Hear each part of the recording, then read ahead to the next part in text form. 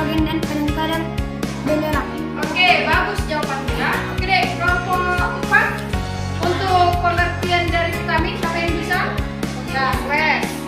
Vitamin adalah zat kimia yang dibutuhkan untuk pertumbuhan dan pengembangan, dan kelompok zat yang berfungsi sebagai zat pengatur. Oke, yuk semua tepuk tangan dulu. Jawabannya.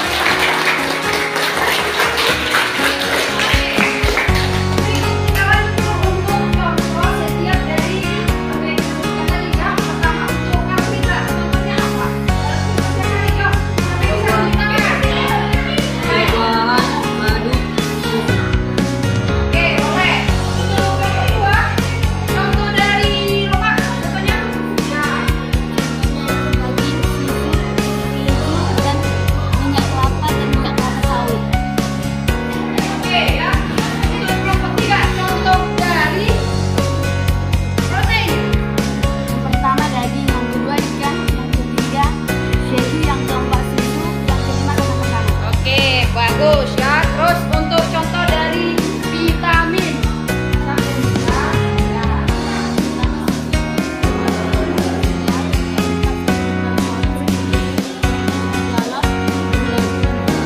Oke, bagus. Terus deh untuk contoh dari mineral. Siapa yang bisa?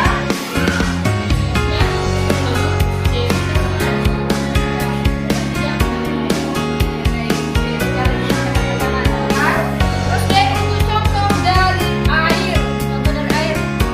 Ada ya? Enggak.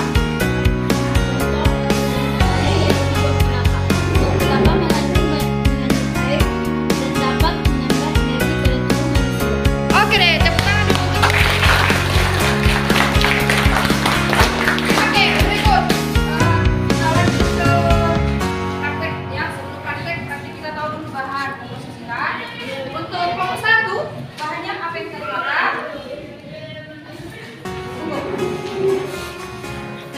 Bahan apa? Ada dua bahan, yaitu kerupuk bakso dan nabati keju. Oke, kerupuk bakso dan nabati keju. Terus untuk komposisinya apa aja itu? Komposisi kerupuk bakso terdapat 9 komposisi. Yang pertama, tepung terigu, roti tapioka, minyak nabati, gula, garam, pengembang, bawang putih, bumbu rasa balado, semua terasa. Boleh ya. Dia nanti ya, bukan dia lagi. Untuk bahan kedua, komposisi apa yang kita gunakan?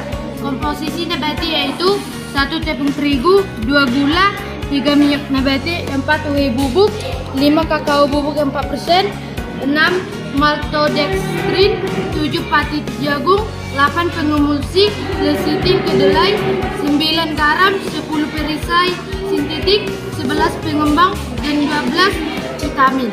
Tahan dulu Kak. Kelompok 1, bahan apa yang terkandung pada bahan yang kamu bawa?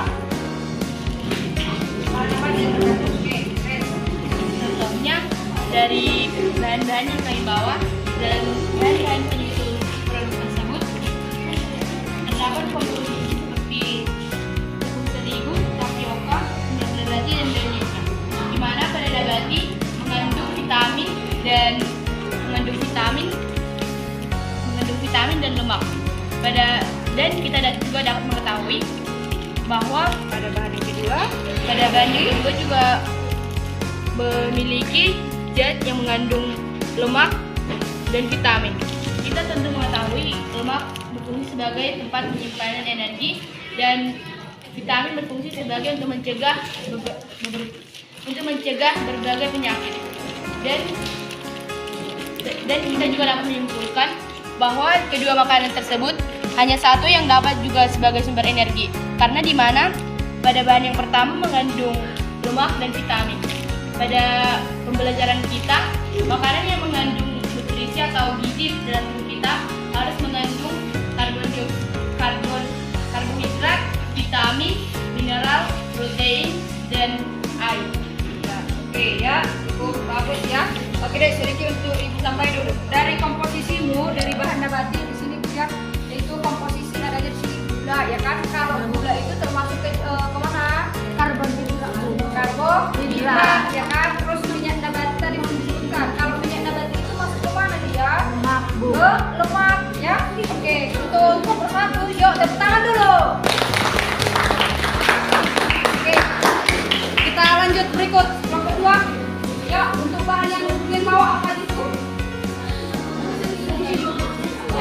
bahannya yaitu Apa?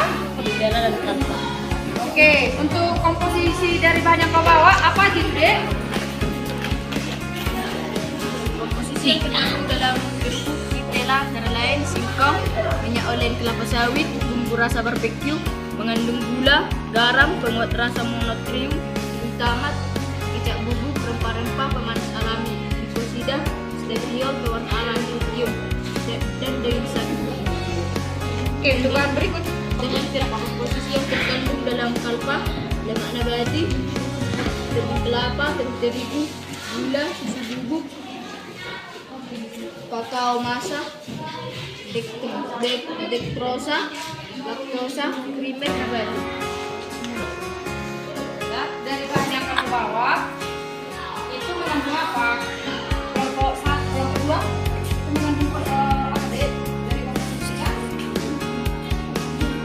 Ya, oke. Pada kalpa mengandung karbohidrat, protein, lemak, gula, dan garam. Pada karbohidrat terkandung 12 gram, pada protein 1 gram, dan lemak 8 gram, serta gula dan garam masing-masing 5 gram. Dan jumlah yang tersedia dalam kalpa berarti 120 kilokalori.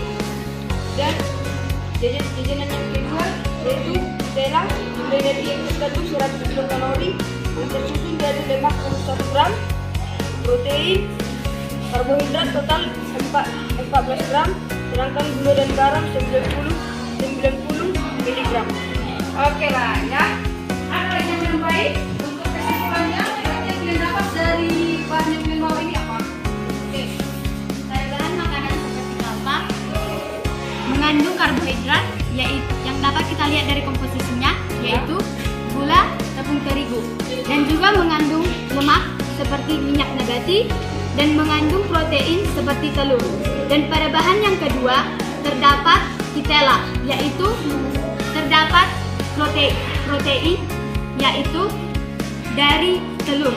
Yang kedua terdapat karbohidrat dari singkong dan singkong, gula dan juga tepung terigu yang dapat untuk menambah protein ke dalam tubuh.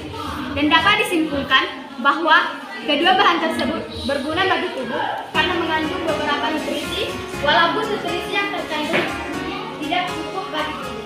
Sehingga makanan kedua tersebut, makanan yang kalian presentasikan harus ditambahi dengan makanan pokok. Oke, cukup bagus. Tepuk tangan dulu untuk kesimpulan dari kelompok 2 sudah cukup jelas. Karbohidratnya sudah tertera